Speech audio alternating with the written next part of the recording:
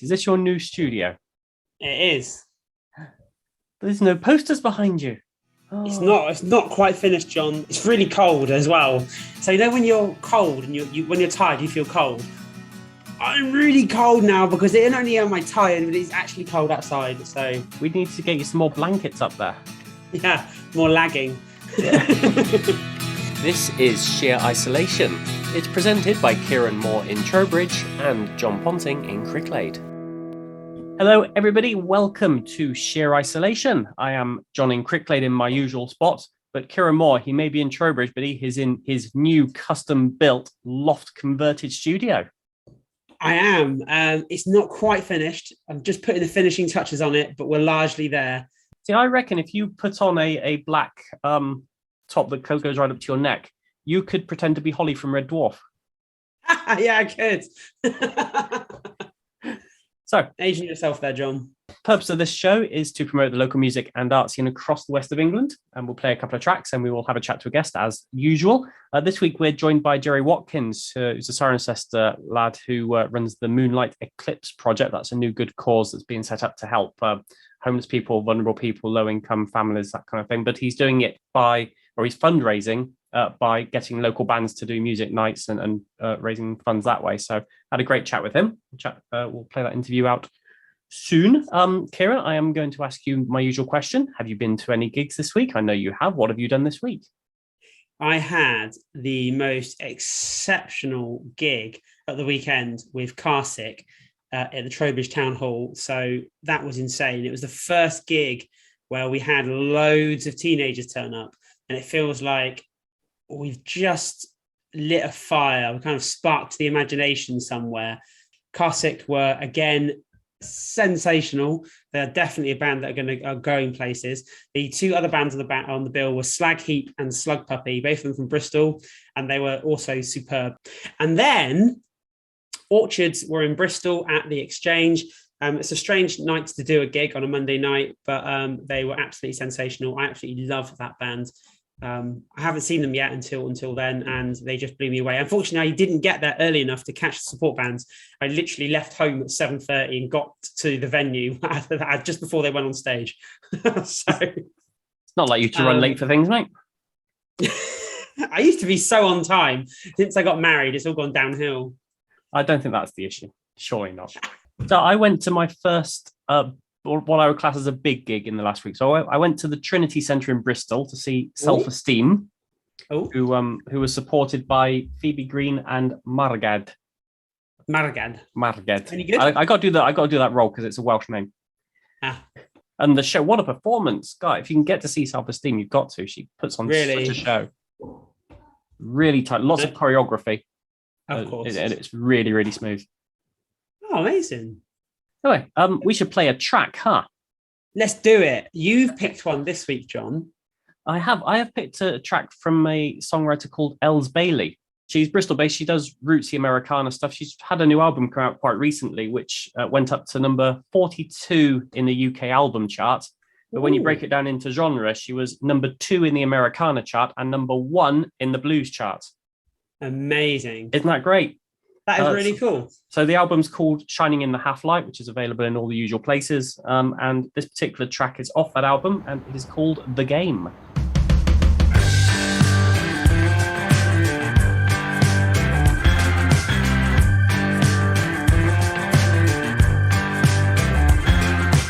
I always dance to the beat of my own blues. Never cared about the win, baby, or the lose. Blind rules have been laid down. Can't take away what you live without. Dusted all the dirt on my own shoes. Now I'm walking till I'm asleep and on my feet. I've been 10 times down this dead end street. 2 steps forward, 3 steps back. Wandering the same old track. I've become my own worst enemy. Shame, time to play your game. I can't fight this any longer. Ooh, walk the line, shaped by your design. Bring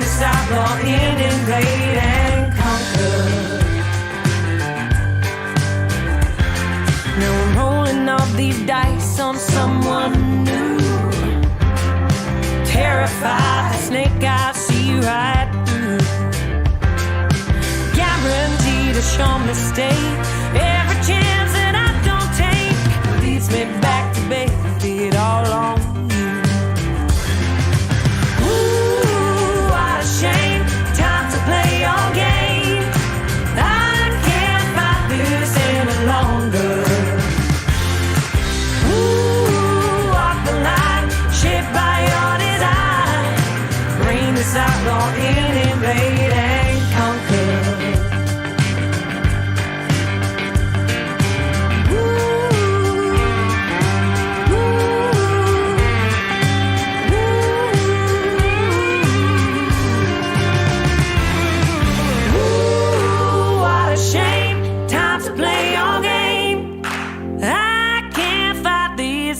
Longer.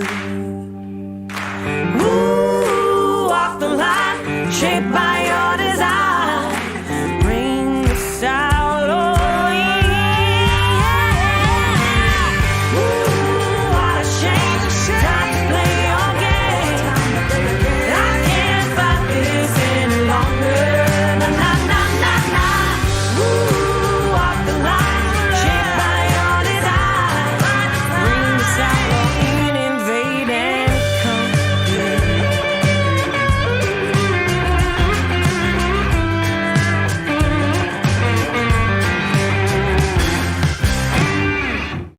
Elles Bailey is a fantastic musician. She's played this area quite a lot. I'm pretty sure she's done Wiltshire Music Centre, where she's definitely done, of all places, Devizes Rugby Club.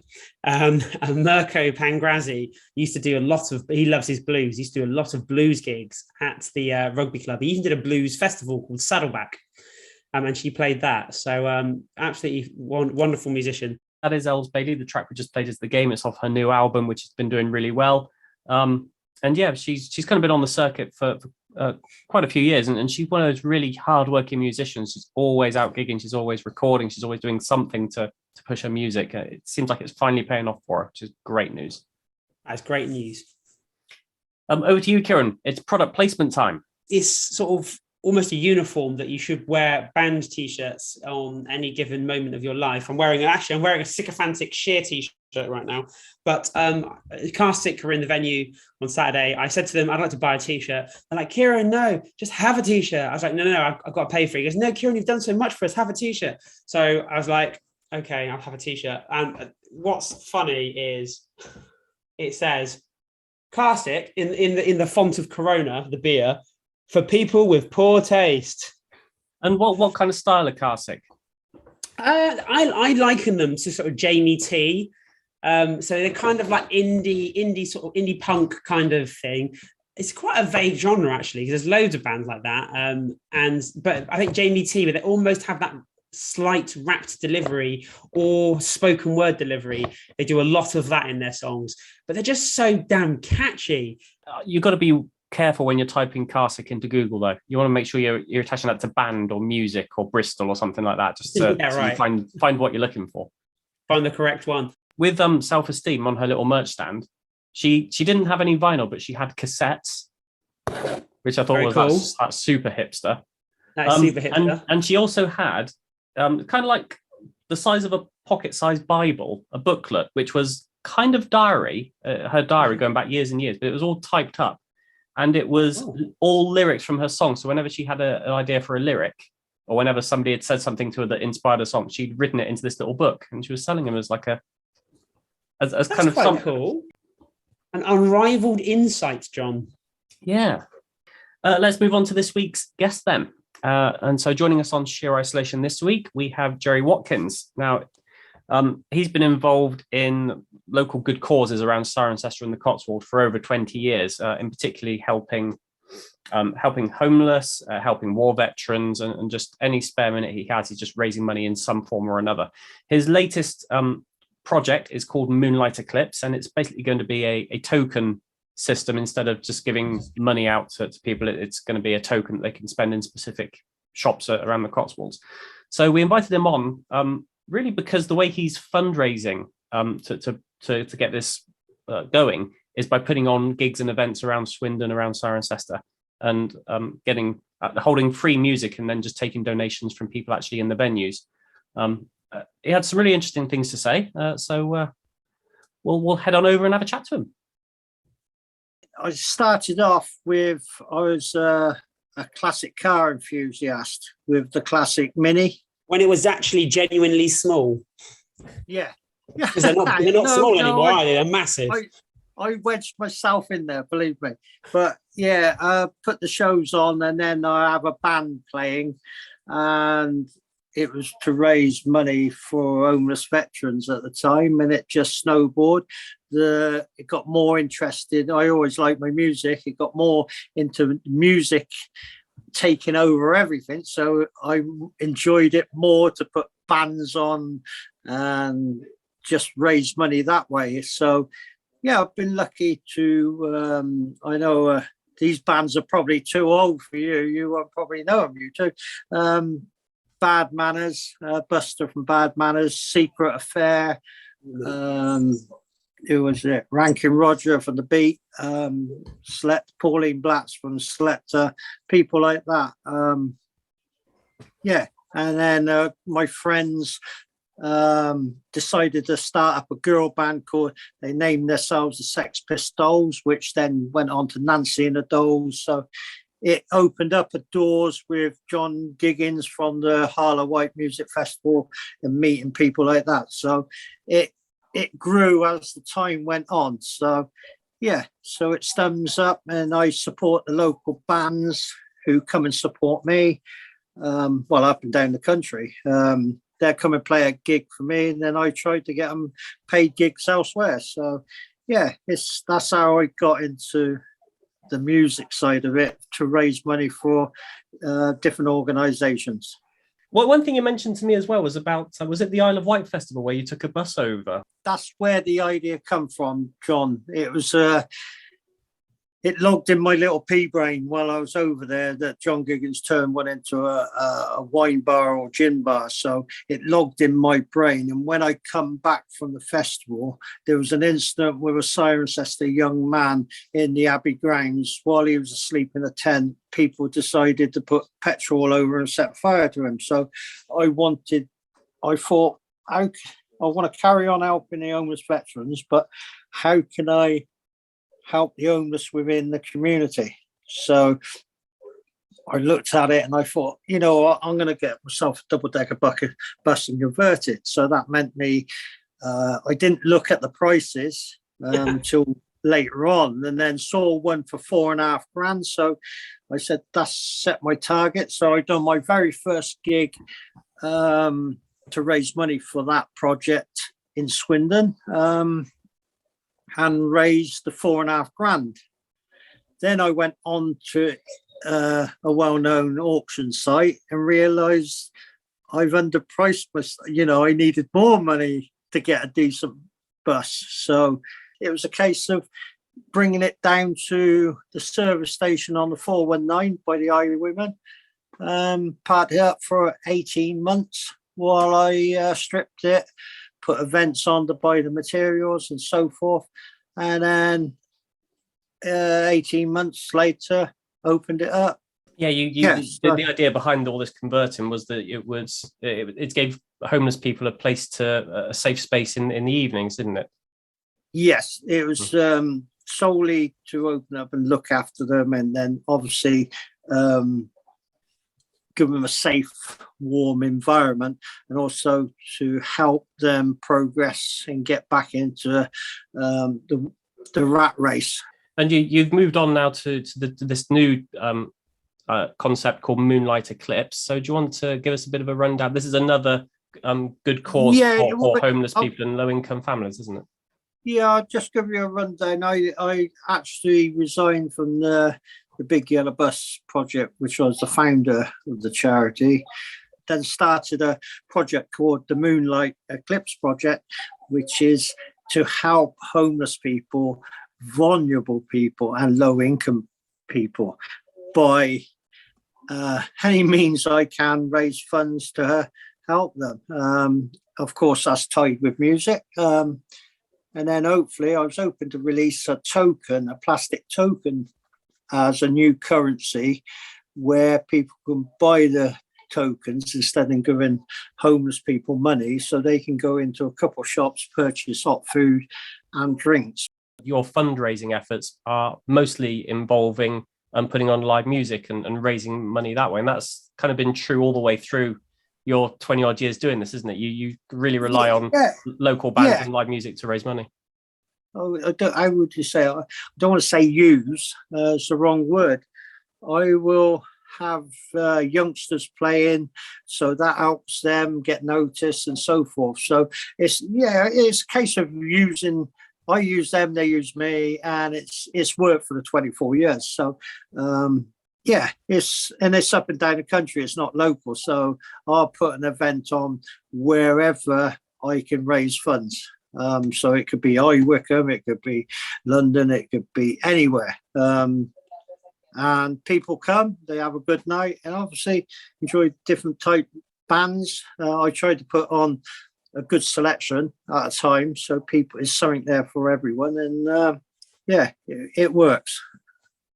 How when you do these events, do you find that people respond well to the charity? Is it something people like to get behind? I'm lucky, Kieran. I am lucky. For some reason, I'm lucky. For whatever you can call it, mad ideas I come up with. Over the 24 years, I've got a hell of a lot of supporters. So if I put an event on, I would say 98% of them know they're going to have a good time. So they come and they also support what I'm doing it for. I also do other stuff, which like for John Hopkins Trust down in Gloucester, Children's Hospice, Swindon Down Syndrome, a disabled football team. I do stuff for them. So it doesn't matter really what you're raising the money for. People will come and have a good time and they'll make a donation. So what I have found though, Kieran, is if you charge, you get less people coming. This makes sense. If you have a free event and people come, they're moan that they've got to pay £5 or £10 a ticket. But the people moaning, you'll find if it's a free event, they'll put £20 in the bucket anyway. So it's a weird. So I've learned long term, it's better not to charge. And then people probably don't feel they got buy a ticket for £10 and then £20 for drinks and what have you. So I don't know how the mind works, but all I know, if I put a free event on, I end up raising more money than I did with a sellout crowd, coming. So yeah, it's a weird one, that one. And another thing that kind of runs through, and you've already touched on this, is just the amount of charity work and good causes that you've involved with. I'm guessing this is something you've always done ever since you were a lot younger, to support like the homeless and different groups? No, far from it, John, far from it. I wanted to turn my life around. I remember the day back, it was 7:15 one evening 24 years ago, when my wife took her mum to Downhampton Football Club, and a mate of mine who's in the army, his best mate got blew up. And he showed me a video, knowing I wasn't really interested. Don't get me wrong, I always respected our forces and what they've done, but not as much as I do now. And I watched this video, and he was obviously lost both legs and an arm. He got patched up, come back to the UK, and he couldn't even get in his mum and dad's house. So, and I thought, this is wrong. This is so wrong. We need to help these people. So I looked into it a bit more and started helping other organisations. And I just turned my life around and started giving stuff back instead of taking, which, not being funny, John, people say, yeah, that's hard work. It's not. If you passionate, your heart's in it, and you enjoy what you're doing, like putting a load of music on and not going. You've got 6 bands playing, you get drunk, right? You're having a good time and you raise money at the end of the day. What more do you want? So it's easy, that side of things. Yeah. So I turn my life around, and I spend all my time now, spare time, giving back. So thinking about the music nights that you've got coming up, I'm going to test your brain power now to ask you what kind of events are coming up over the next few months, because I know you've got a few things happening in Swindon, a couple of things in Ciren. Yeah, this is another thing I'm going to touch on. There's another charity organisation I support massively for the last 9-10 years. Is a thing called Specialised Project, CIC, which support with live music, teenage cancer and mental health, both massive big topics to deal with. So obviously I help them by raise funds by putting events on for them. So April the 1st, I got a band called Operation 77 playing at the Swiss Chalet in Swindon. I've got a band called Hung Like Hanratty. If you've never seen them, Kieran, right? Originals. They have been banned in Cardiff and Bristol and a few other places. Obviously, they're a punk band. They're coming down to play at Level 3. 2nd of April. Then it goes on May. I got a band called Sex Pistols Exposure, who used to be called Sex Pistols Experience. Massive band, should pull in a few punters. That's again at Level 3, and then it goes into the Swiss Chalet, where I got more going on for. I got about 15 artists playing over 3 days. That's for the Specialised Project. Cool. I've got one more question for you, Gerry, and that's just to tell us about the track that you've picked. There's another band that we go back a long way back. There's a band called Mick O'Toole from Cowan. They're a big supporter of me in quite a few the events I've done, and also raising money for different organisations. So I've chose Mick O'Toole Free Me, one of their songs. Yeah, they're a good set of lads. They're like our stepsons to us. We've been through a hell of a lot, up and down. Yeah, I'm a big supporter of them as well. So it's one of them bands that should have signed up a record contract. Touring, they're big. They're touring with the Rumblejacks this year, so hopefully they get noticed. So yeah, all good.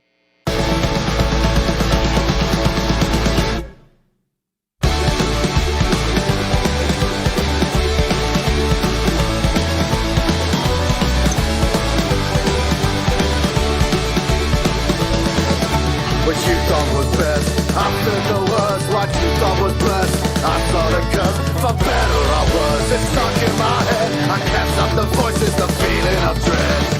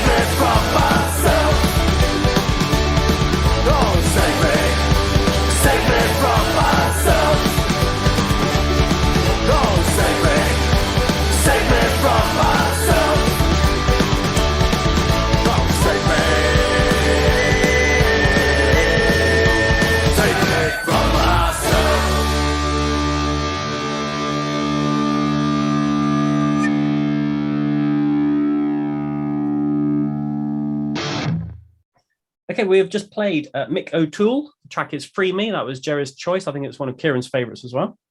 Yeah, I absolutely love Mick O'Toole. And what an interesting guy Gerry is he's not, I don't know, he's sort of one of those people that's doing something in the community that you probably don't necessarily haven't, unless you're sort of directly in contact with him, you probably don't know a huge amount about what he does. I didn't know him until you introduced me to him, but he's doing some great work and it's spread all over the place as well. It's not just localized to one area. He's doing them up north. He's doing them in London. I mean, what a top chap. I mean, that takes an awful lot of time and effort. And he's really putting a lot of effort in. I'm sort of got a lot of respect for that. So top man. Yeah, definitely. If anyone's interested in what he was saying or you want to find out more information, Moonlight Eclipse is the project. There's a website, there's a Facebook group, and you can find all the information on there. Okay, time to talk about some news. So I don't know if you're familiar with Epic Games. I'm not particularly. I'm not a gamer. I spend all my time listening and doing music-oriented things. I don't have time for games as well. However, Bandcamp sent out an email to everybody who's ever purchased anything through via Bandcamp. They sent out an email to say, we've joined forces with Epic Games. That in itself doesn't mean a huge amount to me. However, my friends who are gamers were sharing quite a lot of thoughts about it and basically how Bandcamp has doomed itself. I don't suppose you know anything about Epic Games, do you, John? I'm not a gamer at all, and I'm in the same boat as you, Kieran. No, so I can't give you any answer to that. No, see, I just thought it's a big acquisition. I mean, Epic Games are one of the biggest software sort of gaming platforms. It's massive, and it's a very similar model to Bandcamp as well. It seems on paper like a match made in heaven. Nevertheless, I'd be really interested to know or to see what happens in the coming weeks and months. Okay, we'll keep an eye out for that. We've got Glastonbury coming back this year, which has had a few years off, and the tickets are something like 280 quid or something like that. Yeah, they go up a lot year on year. So I thought that there is an alternative Glastonbury festival which you can go to, which costs about a tenth of the price, and it's happening in very soon. It's March 18th, 19th. It's the Glastonbury Calling Festival, which happens in Glastonbury, and there's 5 venues, pubs and cafes and that have got together, and there's a week, a bit like the Swindon Shuffle in that regard. Yeah. You know? And they've got some decent names on them. You've got Imperial Leisure, you've got Lonely Tourist, you've got The Portrait, you've got Fly Yeti Fly. So it's 2 days, loads of music. It's down in Glastonbury. Tickets are significantly cheaper than the main festival. And you can just go to that and say, yeah, I went to Glastonbury this year. Cheater's Guide to Glastonbury. Saving the pennies. Another festival that's coming up in a couple of weeks is the Stroud Festival of Food and Drink. So that's March the 20th, that weekend. The reason I'm mentioning that is, you know, Jay Rayner, the guy from MasterChef, and he's a food critic as well. I know Jay Rayner very well. I've met him and I've worked with him on a number of occasions, John. Okay, yeah. So he's going to be there doing all kinds of stuff during the day. But in the evening, his band, the Jay Rayner Quartet, are playing, which I didn't know he had a band. But Kieran, it sounds like you've worked with him. I've booked that band for the Neils in Chippenham. They are absolutely excellent. I encourage you to go watch them. The show is a jazz show, and the singer is Jay Rayner's wife. So they immediately have this really instant rapport between him and her. It's almost like the two front people. So she'll sing and she'll talk, but he does a lot of between song talking as well, whilst he's twinkling the old ivories. I think that's happening at the Sub Rooms. It's definitely in Stroud, and that's on March 20th. That's brilliant. Let's wrap up then. If you want to get in touch with us, sheerisolation@gmail.com, or the website is sheerisolation.co.uk. You can find previous episodes on all the streaming services, and we are here same time, same place next week. Kieran, thank you for joining me. It is always a pleasure, John. It is always a pleasure. The pleasure is all mine. We're back next week. Thanks for listening, all. See you later. Cheers, Jay. All right. Bye.